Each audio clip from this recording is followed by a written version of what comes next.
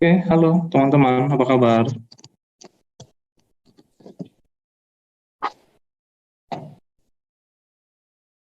Baik, Gimana? Pak. Alhamdulillah. Ya, semua sehat ya. Oke, baik. Sudah lama kita tidak ketemu ya di kuliah struktur data ini. Minggu lalu, saya mohon maaf teman-teman karena ada kegiatan persiapan Monef penelitian dan pengabdian. Jadi saya harus fokus ke sana dulu. Kemudian juga ada Monef kegiatan ini dari himpunan, dapat hibah kementerian ya di program pemberdayaan masyarakat desa. Itu minggu lalu saya juga menyiapkan itu. Jadi ada orang dari Jakarta yang datang untuk visitasi, mengunjungi ya, mengunjungi dan memonitor bagaimana progres kegiatannya. Dan untuk teman-teman ini yang semester 3 mungkin nanti bisa ikut sebenarnya ya, ikut aktif di himpunan. Kemudian tahun depan ya ada skema program pendanaan yang sama, jadi bisa ikut mengusulkan nanti. Kalau tidak salah kemarin itu, bukan kalau tidak salah ya, yang memang di Ledokombo, di Tanoker, di Desa Sumber Salak. Jadi teman-teman kalau yang senang uh, ketemu dengan masyarakat, ketemu dengan orang yang, atau senang ke tempat yang sepi, yang sejuk, ya bisa ikut aktif nanti ya. Nggak tahu nanti HMJ-nya gimana nanti. Kalau nggak salah ya ada anak-anak HMJ juga harusnya di semester 3 ini. Oke, ini masih baru 19 partisipan, 18 tanpa saya ya. Saya memang janjinya jam 2 ya. Mungkin sambil menunggu, saya minta tolong teman-teman untuk menghubungi teman yang lain ya.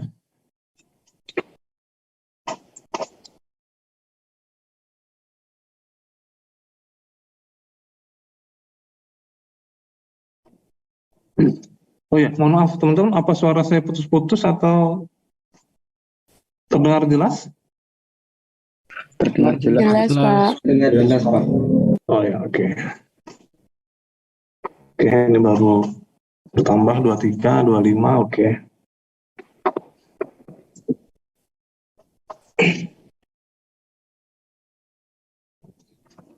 Oke, kita santai aja ya. Ini terus terang saya enggak maksimal ini di pertengahan kedua semester ini ya, di mata kuliah struktur data saya enggak maksimal terus terang. Ya, karena memang di jadwalnya itu sebenarnya bukan saya yang mengisi ya, harusnya Pak Denny Dwijarlako, tapi sepertinya beliaunya berhalangan.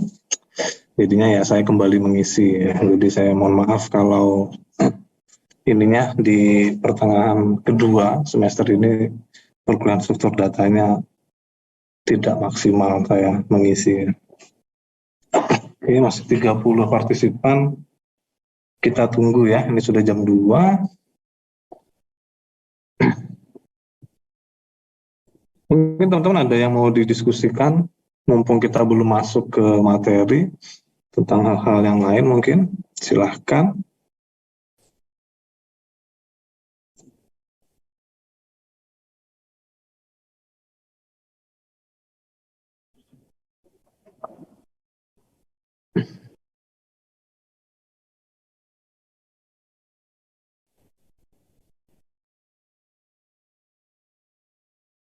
Oke, 34.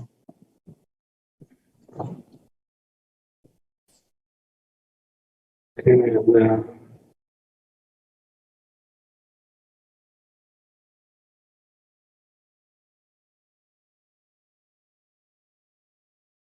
Winda.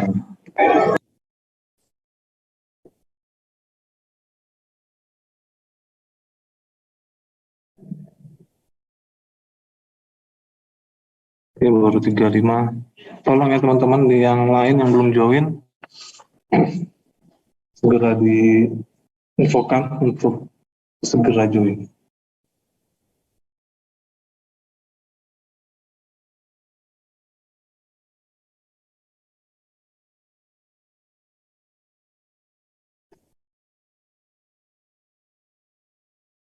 Oh ya, ini out of topic dari perkuliahan struktur data ya teman-teman. Untuk workshop sistem informasi berbasis webnya sudah sejauh mana ya? Karena saya terus terang nggak terplot di kelas reguler ya. Yang diplot ke kelas reguler itu ada Pak Andri dan Pak Lukman. Mungkin saya bisa diberi masukan. Apakah ada kendala atau permasalahan selama workshop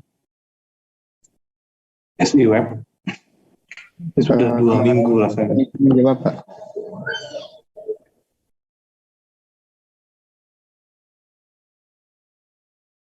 Iya, Wirul kemarin? Kemarin itu sama Pak Lukman, Pak, mengecek database dari kelompok masing-masing. Ada beberapa kesalahan di database-nya, termasuk kelompok saya. Oh, jadi dicek database-nya ya. Kalau untuk progres, teman-teman sudah sejauh mana? 50% lebih atau masih kurang?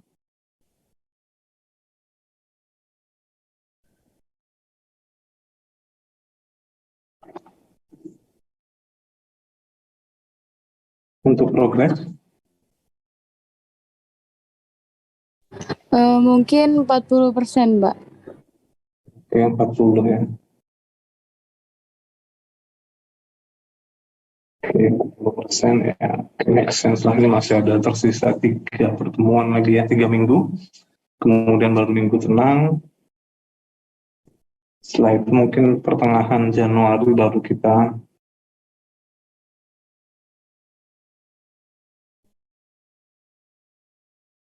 kita masuk ke pengambilan nilai dari mata kuliah workshopnya.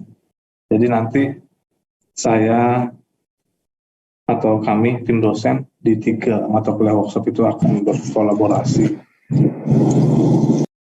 dalam pengambilan nilai.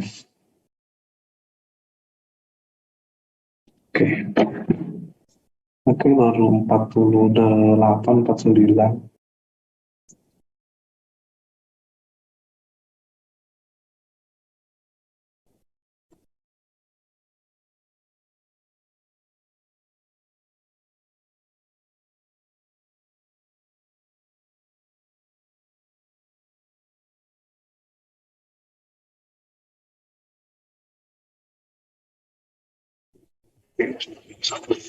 Sorry, 51. Oke, baik. Baik, teman-teman, kita mulai saja. Assalamualaikum warahmatullahi wabarakatuh. Waalaikumsalam. Warahmatullahi wabarakatuh. Waalaikumsalam warahmatullahi wabarakatuh. Oke, alhamdulillah kita masih bisa bertemu lagi ya di perkuliahan struktur data ini. Sebelumnya saya mohon maaf sekali ini di perkuliahan ini terus terang saya tidak maksimal ya mengisinya ya di pertengahan kedua semester ganjil ini. Saya tidak maksimal, saya sadari itu. Ya karena bukannya saya mencari-cari alasan, tapi ya karena memang yang sebelumnya dijadwalkan akan diisi oleh Bapak Denny Wijarnarko, tapi ternyata beliaunya sakit dan tidak bisa mengisi di pertengahan kedua ini. Ya, jadinya mau tidak mau saya selaku koordinator take over untuk mengisi mata kuliah struktur data ini. Tapi dengan segala keterbatasan, dengan segala kegiatan yang harus saya sambil kerjakan juga ya. Jadinya begini, kita di minggu lalu tidak ada pertemuan sama sekali. Kemudian juga kalau tidak salah ada lagi satu pertemuan itu setelah UTS.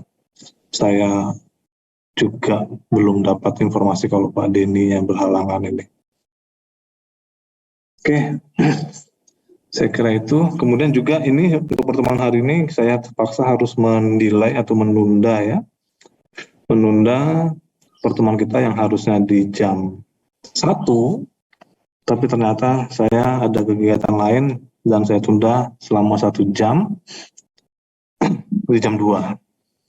Dan sekarang sudah jam 2:06, baik langsung saja kita mulai. Hari ini materinya itu adalah sorting ya teman-teman ya. Sorting atau pengurutan. Jadi secara garis besarnya ada data yang random atau acak, itu dia diurutkan sesuai dengan kebutuhannya. Ya, kebutuhannya ada banyak ya jenis-jenis sorting itu. Jadi nanti kita akan membahas. Oke, saya izin share screen dulu.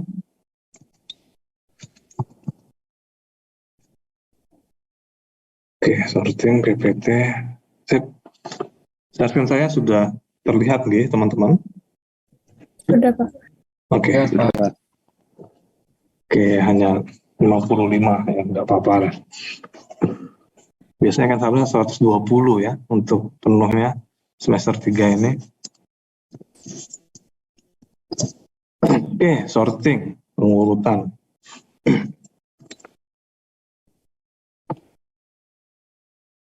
Oke, jadi definisi secara umum sorting itu jika digunakan dalam istilah Indonesia itu artinya adalah pengurutan, di mana pengurutan itu adalah merupakan penyusunan atau menderetkan data. Jadi ada data yang secara acak urutannya masih tidak ada polanya, itu dia disusun ulang. Berbeda dengan stack ataupun dengan antrian yang di pertemuan sebelumnya. Kalau stack kan dia berupa tumpukan, kemudian kalau antrian dia berupa ya antrian dari depan ke belakang. Nah, kalau pengurutan ini dia ada deretan data mirip seperti array ya, bentuknya dalam bentuk array. Kemudian juga mungkin bisa juga disebut bisa juga seperti antrean dan juga stack, hanya saja dia tidak ada operasi di dalamnya ya. Jadi tidak ada vivonya, tidak ada livonya. Jadi dia hanya diurutkan saja, dia tidak dikeluarkan, tidak dipop, tidak dipush ke dalam. Tapi dia sudah ada deretan data dan itu akan diurutkan sesuai dengan kebutuhannya ya. Kebutuhannya ada 2. Di sini saya pakai pen, oke, ada 2 ya, ada ascending, ada descending. Harusnya teman-teman sudah paham itu ascending apa, descending apa. Ada yang bisa membantu saya? Ascending itu apa? Pertama ascending dulu deh. Dari pengurutan dari nilai terkecil ke terbesar. Dari kecil ke yang terbesar. Ya, oke, benar ya. Kalau descending itu berarti lawannya ya, itu sudah clear ya. Ascending, descending, dari yang terbesar ke kecil itu descending, sedangkan dari yang terkecil ke yang terbesar itu ascending. Oke. Nah, ini penjelasannya detail mengenai ascending ya. Sama dari nilai terkecil ke yang terbesar. Contohnya ya seperti ini. Seperti yang kita tahu pasti datanya adalah berupa data ini ya, bilangan ya atau angka ya. Karena untuk ditentukan urutannya dari yang terbesar dan yang terkecil itu harus ada bilangannya, harus ada angkanya. Jadi tidak bisa kalau dia dalam bentuk karakter. Ya. Bisa dalam bentuk karakter, hanya saja karakternya itu harus dikonversi terlebih dahulu. Dia ada kode ASCII namanya ya, SCII. Nah itu mungkin karakternya dikonvert dulu ke dalam bentuk ASCII-nya. SCII, teman-teman bisa pelajari lebih lanjut itu. Jadi kalau misalkan mau men-sorting karakter, bisa dikonvert dulu bisa dikonvert ke dalam bentuk ASCII-nya. Jadi ada tabel standar ya dari standar internasional, bahwasanya kalau misalkan karakter A itu A kecil ya, A kecil itu apabila dikonvert dalam bentuk aslinya itu nilainya 61. Ya kalau saya tidak salah 61, seingat saya 61 kalau A kecil. Kalau A besar lain lagi, A kapital lain lagi. Kemudian kalau simbol-simbol tanda seru, tanda titik, tanda tanya, itu ada lagi ini kode ASCII-nya. Oke, itu ascending, ini descending, sama ya.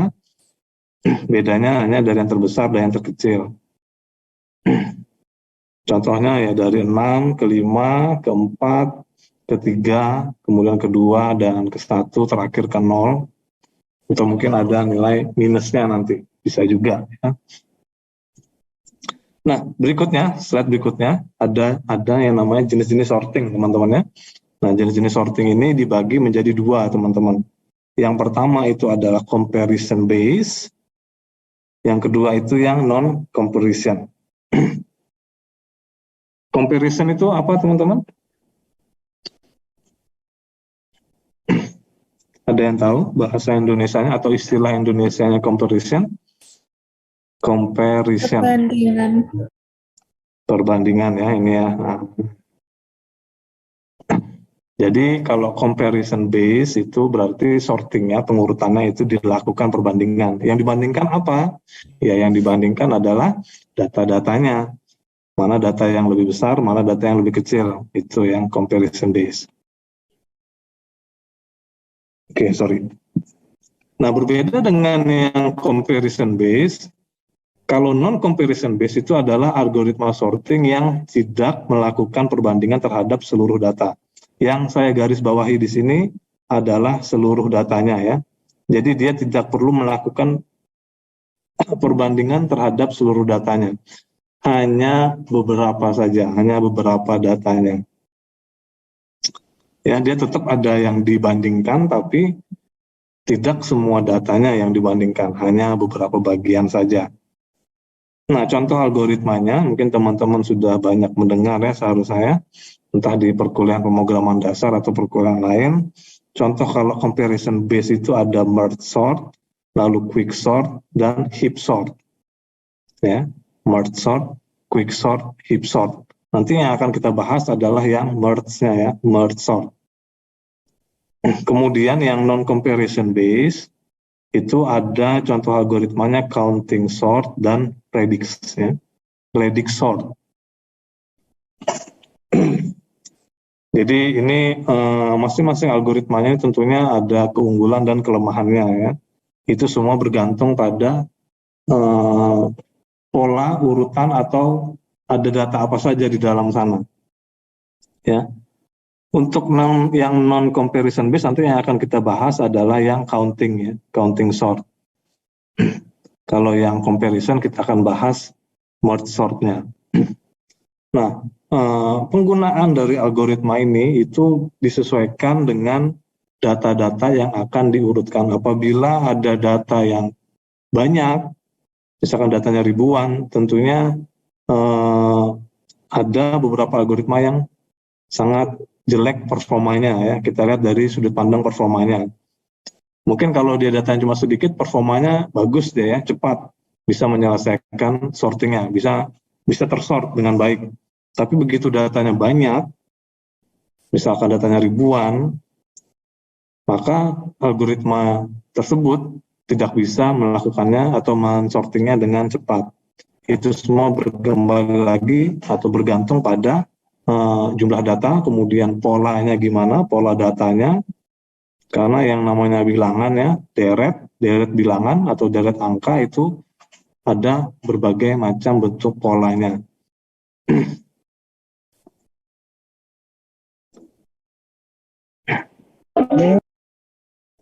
Oke, jadi yang akan kita bahas itu adalah yang merge sort dan counting sort.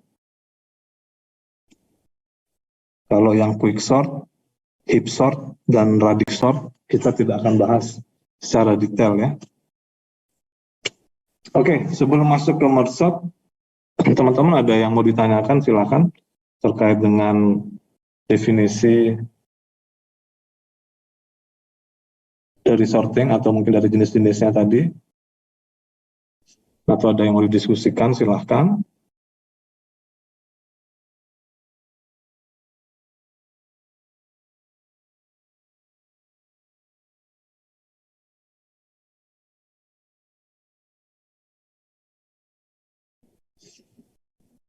Oke, kalau tidak ada kita lanjut ke merge sort ya.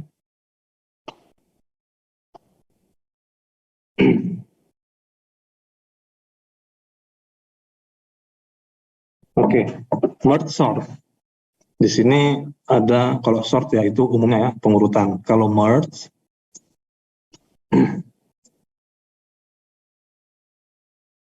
merge ini teman-teman kira-kira secara istilah itu apa sudah paham atau belum? Maksudnya merge ini. Teman-teman pernah mendengar istilah merge ini di mana?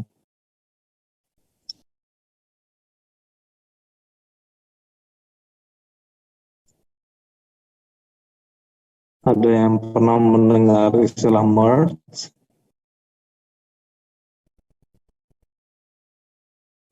Belum, Pak.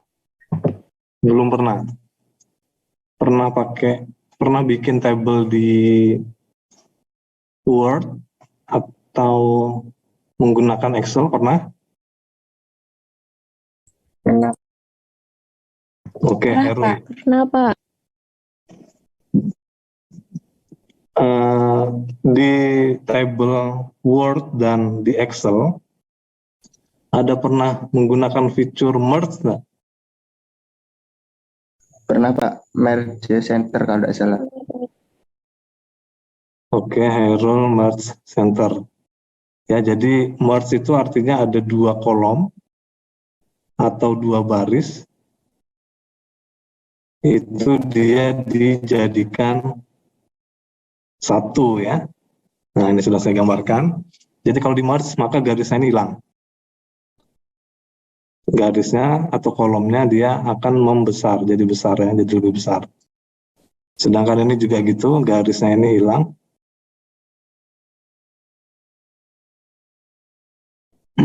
Akan menjadi satu kesatuan, satu baris ya, tidak ada garis ya. Nah, itu merge. Jadi pada intinya kalau merge sort dia datanya itu dibagi kemudian dijadikan satu lagi. Dibaginya berdasarkan apa? Ya bebas, nanti tergantung algoritmanya. Tergantung seberapa banyak datanya.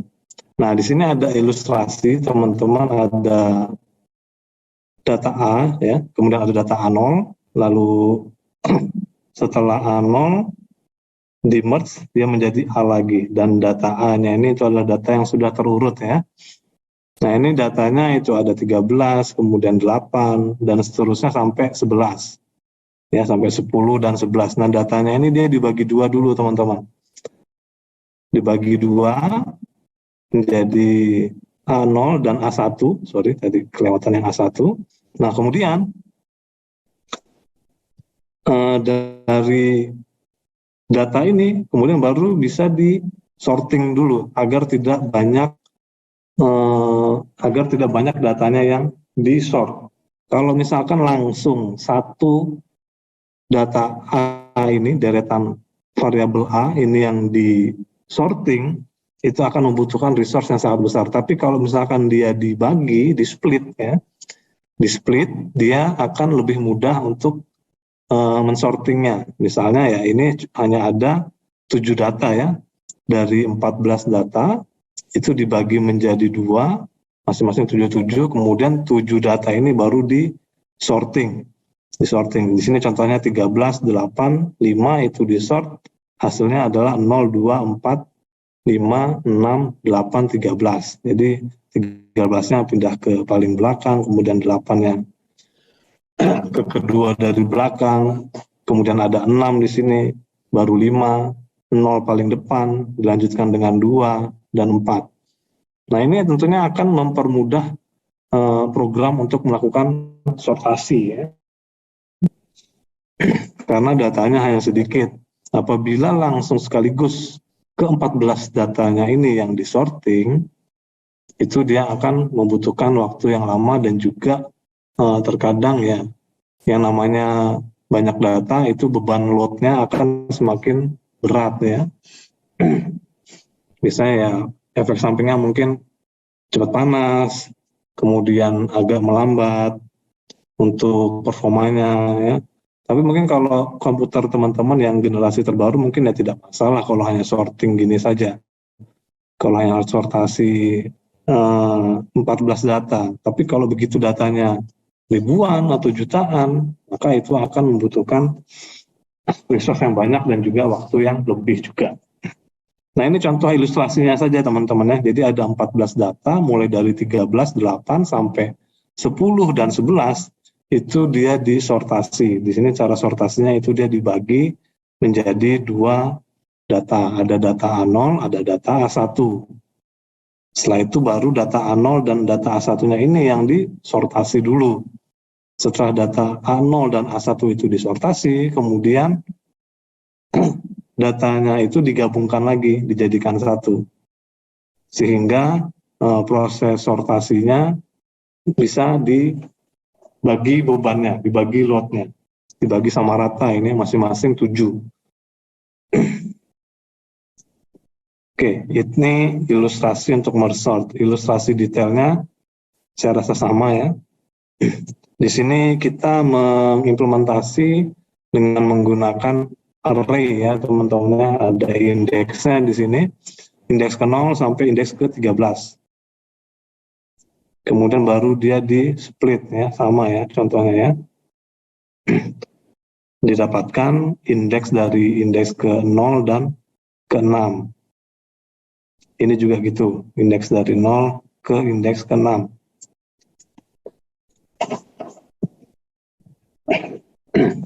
Nah, kemudian baru disortasi datanya ini. 13 dipindah ke indeks ke 6, 0 dipindah ke indeks ke 0, dan seterusnya. Nah, setelah ini semua selesai disortasi, data A0 dan A1-nya baru di merge lagi. Nah, inilah alasan kenapa dia diberi nama merge sort, karena dia di akhir proses algoritmanya itu dia di merge. Data yang sudah di split itu digabungkan lagi, di merge. Sehingga menghasilkan data A yang sudah terurut ya, ini ascending ya. Kalau misalkan descending gimana Pak? Ya sama saja, nanti tinggal 13 ini tetap di indeks ke 0, kemudian 8-nya tetap di indeks ke 1, 6 pindah ke indeks yang kedua, 5 pindah ke indeks yang ketiga, dan seterusnya. Sampai di sini dapat dipahami teman-teman?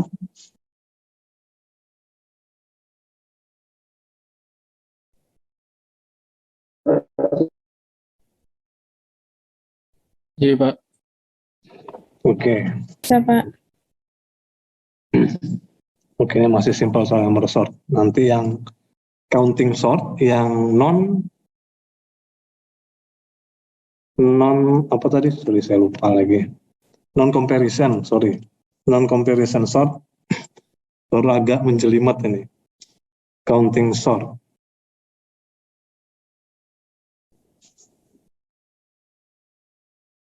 Teman-teman bisa lihat dari ininya ya, gambar yang di bawah ini.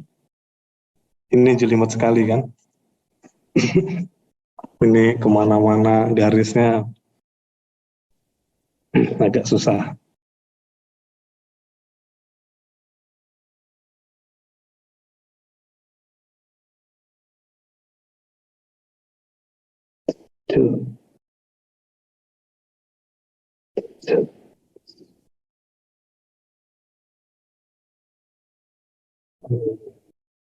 Sebentar ya teman-teman ya.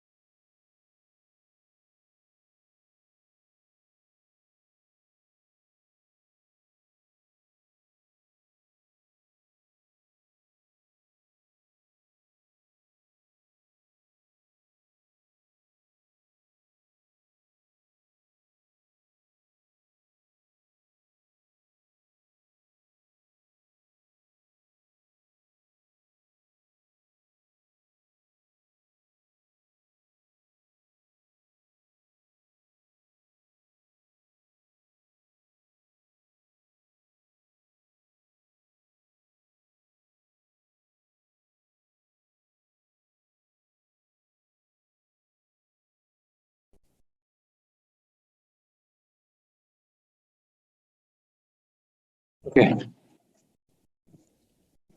Oke, kita lanjut lagi. Counting sort. Dari sini seharusnya teman-teman sudah paham ya. Count berarti dia menghitung. Ada yang dihitung di sini di dalam proses sortingnya.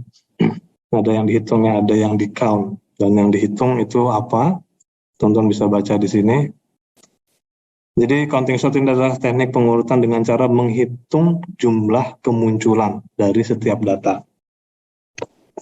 Jadi berapa kali datanya itu muncul, itu yang dihitung. Misalkan di sini ada barisan data atau deretan data A ya. Ada 729012097 dan seterusnya sampai 9 lagi. Ini datanya data bilangan dari 0 sampai ke 9 ya.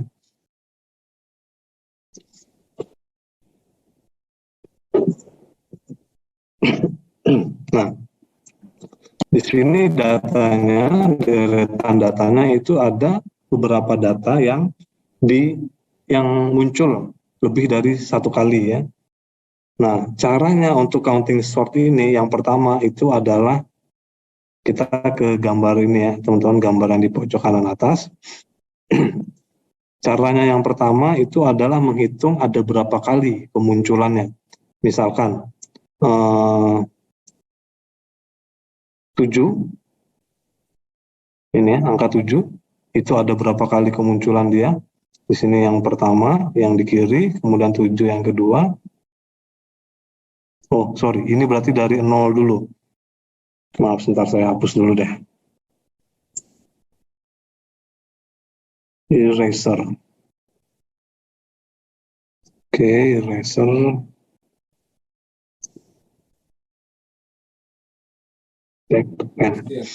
Kita ke data yang 0 dulu. Ini data 0 munculnya sebanyak 3 kali.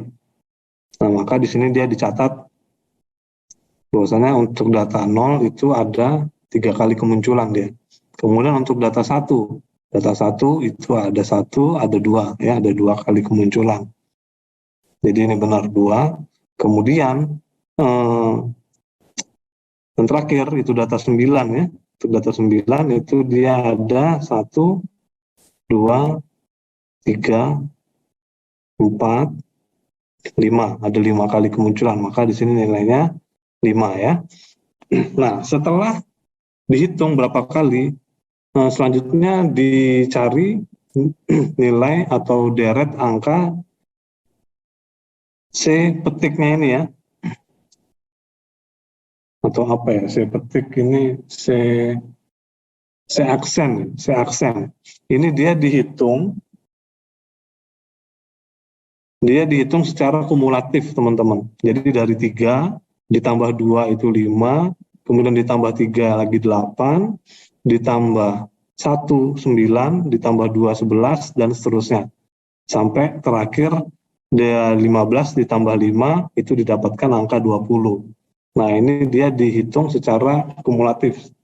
Jadi ditambah terus-menerus, 3 ditambah 2 ditambah 3, ditambah 1 ditambah 2 dan seterusnya sampai 0 ditambah 5.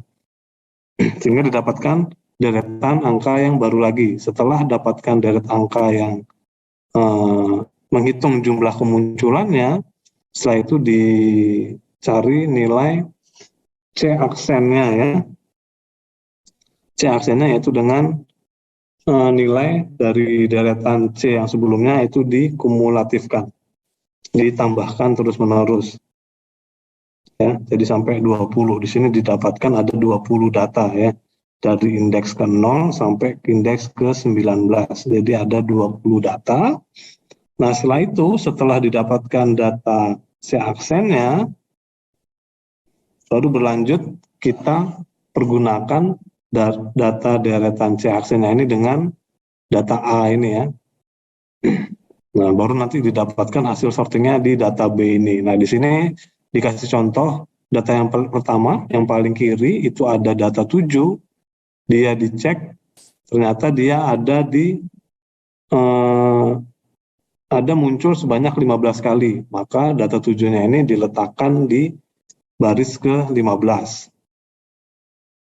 Ya, jadi itu 15. Nah, di sini dikurangin ya teman-teman. 15 ini tidak lagi 15, tapi jadi 14 di bawah yang sini ya. Nah, teman-teman bisa perhatikan di sini. Di bawahnya jadi 14. Terus kita berlanjut lagi ke yang data indeks ke-1-nya. Di sini ada 2 ya. Ternyata data indeks ke-1, yaitu data 2, itu dia munculnya 8 kali, teman-teman.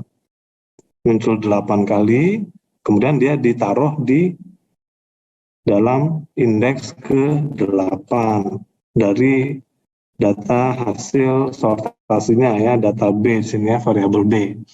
Dan kembali lagi 8-nya ini juga dikurangin 1 jadinya 7. Kita beralih ke slide berikutnya. Nah ini ya, jadinya 7. Terus ini terus dilakukan sampai data B-nya ini itu penuh ya, penuh terisi. Jadi nanti di akhir dia akan didapatkan hasil sortasi seperti ini ya. B itu isinya ada 0, 0, 0, 1, 1, 2, 2, 2, seterusnya sampai 9-nya 5 kali ya, 9, 9, 9, 9, 9. Jadi itu counting sort. Ya, kalau saya jelaskan satu-satu mungkin agak panjang, tapi pada dasarnya ininya sama ya.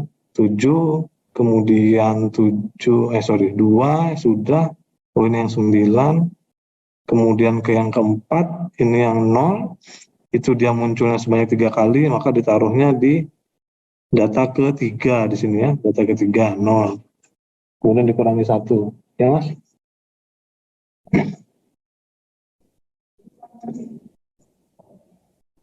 Dan seterusnya. Ini juga data yang terakhir ya, data 9, dia ditaruh di urutan ke-16. Di sini berarti.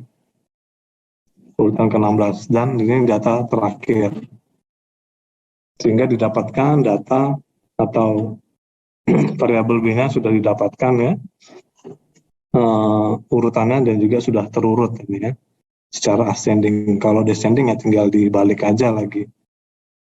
Dibaliknya ya dari 9 dulu, jangan dari 0. Pada saat menghitung ininya. Di sini ya, pada saat menghitung C aksennya. Ya, sorry kok C aksen. C-nya ya. C-nya ini dimulai dari 9, jangan dari 0. 9 dia munculnya berapa kali? Ya, munculnya 5 kali harusnya di sini kalau mau yang descending.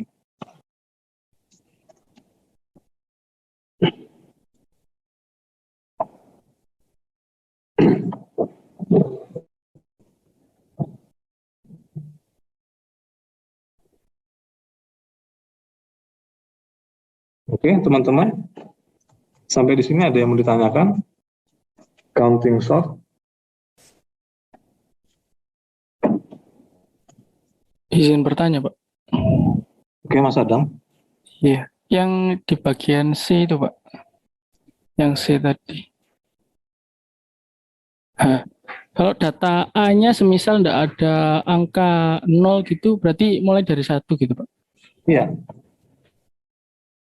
Iya, mulai dari data yang paling kecil dulu ya.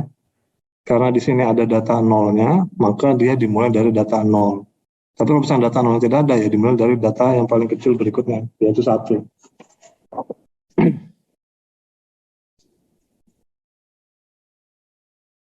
Iya, Pak. Terima kasih. Oke, sama-sama. Nah, ini kelihatannya jelimet ya. Nah, tapi sekarang coba teman-teman tugasnya dari counting sort ini. Teman-teman biasanya kan pakai Java ya. Coba teman-teman perhatikan, teman-teman saya rasa sudah banyak ya source code-nya di internet ya, counting sort. Silakan teman-teman cari, kemudian pelajari gimana caranya membawa algoritma counting sort ini itu dia ke dalam bahasa pemrograman. Ya, beda loh ya, algoritma dengan bahasa pemrograman itu beda. Jadi di sini tugasnya cukup yang counting sort saja teman-teman ya. Keep story. Share screen, oh ya. Cukup yang counting sort saja. Saya minta tolong teman-teman coba di tuangkan ke dalam bentuk bahasa pemrograman algoritma counting sort dikonversi menjadi bahasa pemrograman. Jangan gini deh.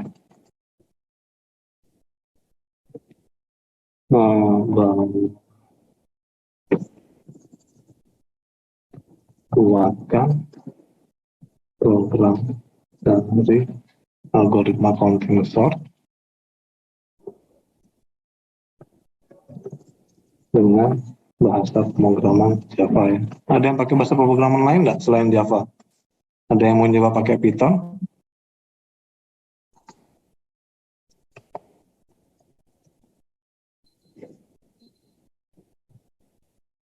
Tidak ada?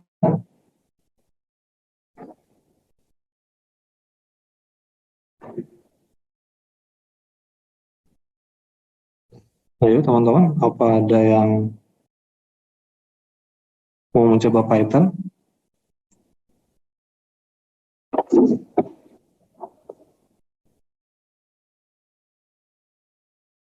Oh iya, saya sedikit cerita ya, kemarin saya supervisi PKL, hari apa itu ya, hari Jumat, ini satu Jumat ya, Jumat di Malang, dan teman-teman PKL, kakak tingkat kalian itu, dia kebanyakan menggunakan bahasa pemrograman Python loh ya. Jadi di industri itu terkadang kita tidak bisa memilih ya. Jadi di industri itu, di dunia industri, di dunia kerja itu sudah punya polanya sendiri. Jadi berbeda sekali dengan pola yang diterapkan di dunia akademik atau dunia pendidikan. Sehingga ya mau tidak mau kakak tingkat kalian yang PKL di Malang itu kemarin harus menyesuaikan lagi, harus belajar lagi. Dan dia kebetulan kenanya di perusahaan tempat PKL yang menggunakan bahasa pemrograman Python. Di situ dia sudah menyediakan platform atau framework Odoo namanya ya, Odoo untuk CRM dan juga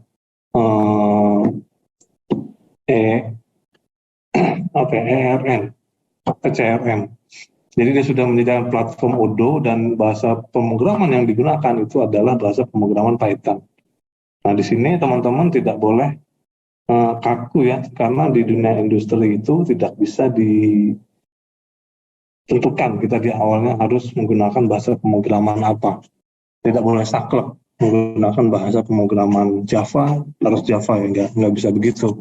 Kita harus pintar beradaptasi, menyesuaikan dengan kondisi lingkungan di mana kita bekerja, di mana kita beraktivitas, di mana kita mencari rezeki ya. Jadi seperti itu.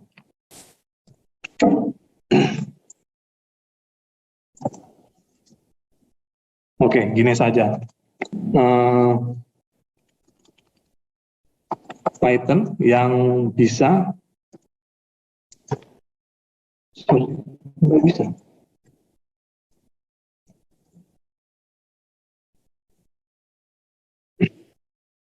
Yang mengerjakan dengan bahasa pemrograman Python akan mendapatkan nilai lebih dari saya ya. Algoritma counting sort. Jadi bagi teman-teman yang ingin mendapatkan nilai lebih, gunakan bahasa pemrograman Python. Tapi ya kalau mau nilai biasa-biasa saja itu B, ya silahkan pakai bahasa pemrograman Java. Saya tidak mau terlalu saklek untuk teman-teman ya.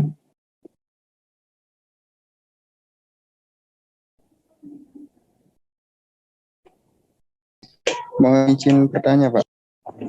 Oke. Sebelumnya mohon maaf, Pak.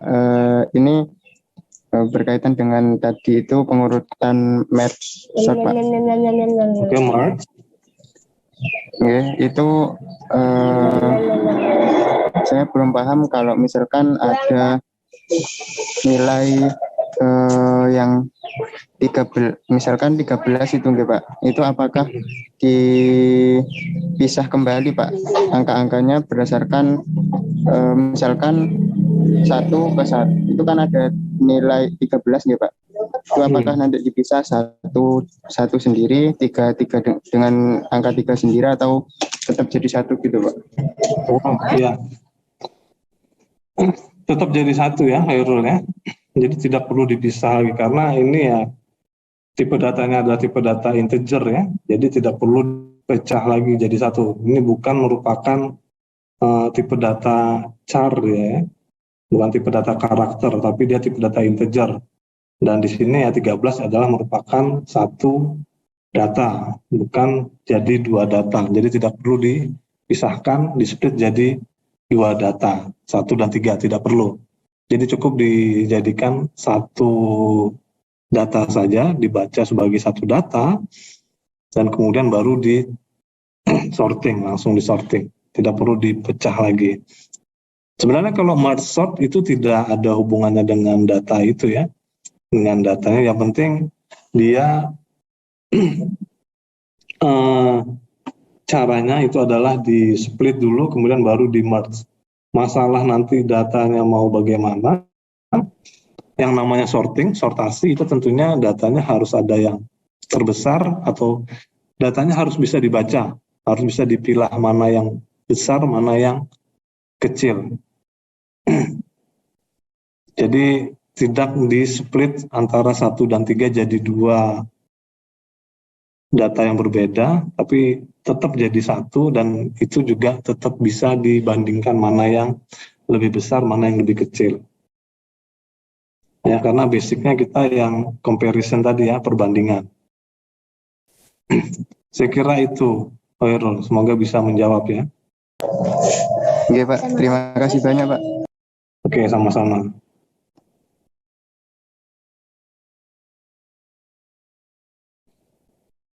Oke, ada lagi teman-teman yang mau didiskusikan, silahkan. Sebenarnya ada lagi yang lebih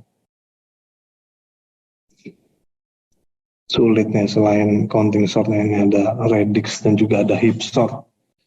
Itu agak sedikit jelimet, tapi ya saya rasa mudah counting sort ini sudah cukup ya untuk teman-teman tuangkan ke dalam bahasa pemrograman ya, ke dalam program sederhana.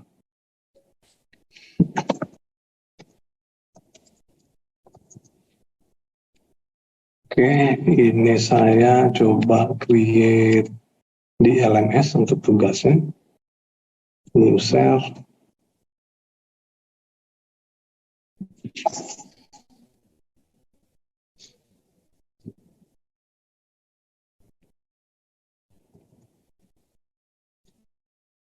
LMS, sorry. Jadi, split ID slash e-learning.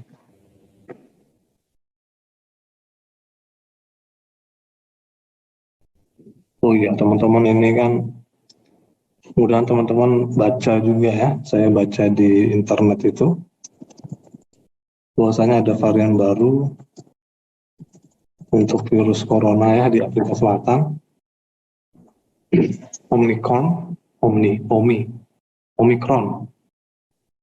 Omicron, dan saya harap teman-teman tetap jaga protokol kesehatan agar supaya nanti ya tidak ada yang terinfeksi dengan varian virus COVID yang Omicron ini.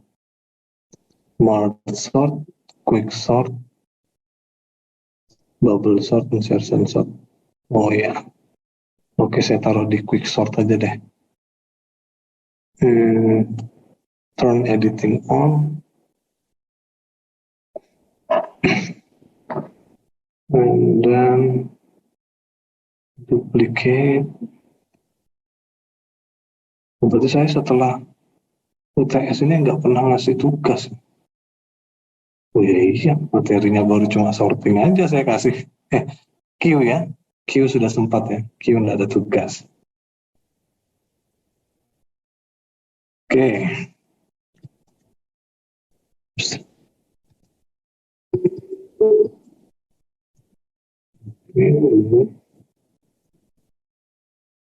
Oke, edit, after.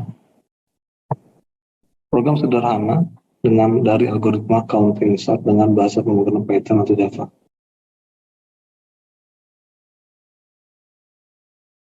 Double sort, merge sort. Oke, saya ganti aja deh. Counting sort. Oke, memang agak sedikit melenceng ya teman-teman ya. Tapi saya harap nggak apa-apa. Ini mencoba juga. Bubble sort, insertion sort itu gampang ya. Tidak terlalu jelimet kayak counting sort tadi. Edit setting. Oke, silakan teman-teman kalau ada yang mau ditanyakan. Oh ya, untuk workshop SI Web nanti saya sediakan ini ya teman-teman ya, hosting. Jadi nanti mungkin teman-teman akan menghosting produk dari projectnya, sehingga nanti bisa diakses dari mana saja.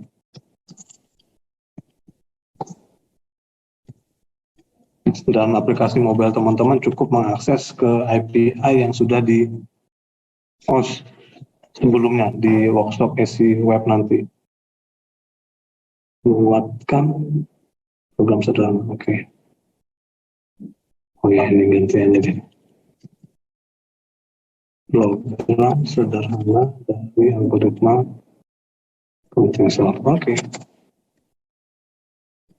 Oke, deadline saya rasa cukup seminggu, teman-teman sudah banyak resource di internet, Python dan baik pun yang Python dan juga yang Java. Jadi ini sampai tanggal 6 Desember. Ini allow submission ya. Allow submission from 29 November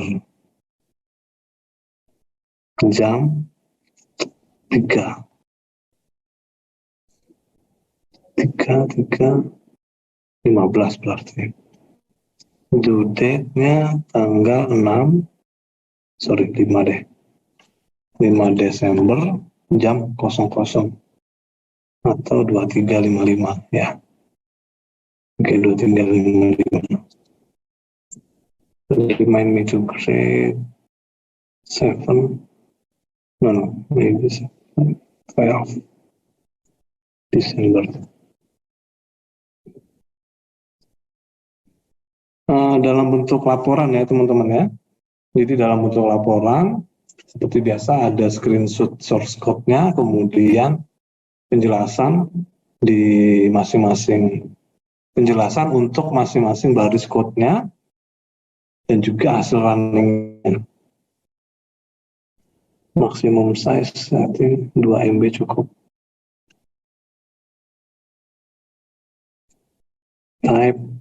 File types dokumen, oke. Satu file saja, tidak usah banyak-banyak.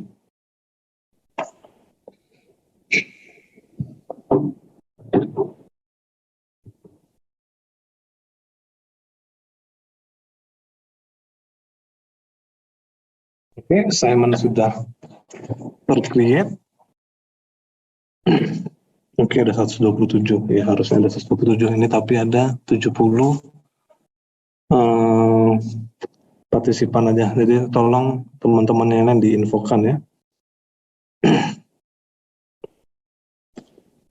Oke, teman-teman, apa ada lagi yang mau didiskusikan? Silahkan. Izin bertanya, Pak. Ya, ayo. Itu nanti proyeknya terakhir tanggal berapa ya, Pak? Atas waktu. Cek untuk SI workshop ya. Iya, Pak. Untuk workshop kemungkinan setelah UAS baru akan diambil penilaiannya ya. Jadi dilakukan penilaian setelah UAS. UAS kalian sudah dapat info belum kapan? Belum tahu, Pak. Kalau berdasarkan kalender akademik tanggal 27, Pak. 27 Desember. Ya. Iya, benar. Oke, ya berarti kemungkinan awal dan minggu kedua bulan Januari. Ya, saya juga belum berkoordinasi dengan Pak Angga dan juga Pak Heri, tapi ya mungkin di sekitaran itu antara minggu pertama di bulan Januari dan minggu kedua bulan Januari. Terima kasih, Pak. Oke, sama-sama. Oke, tidak ada lagi yang didiskusikan, teman-teman.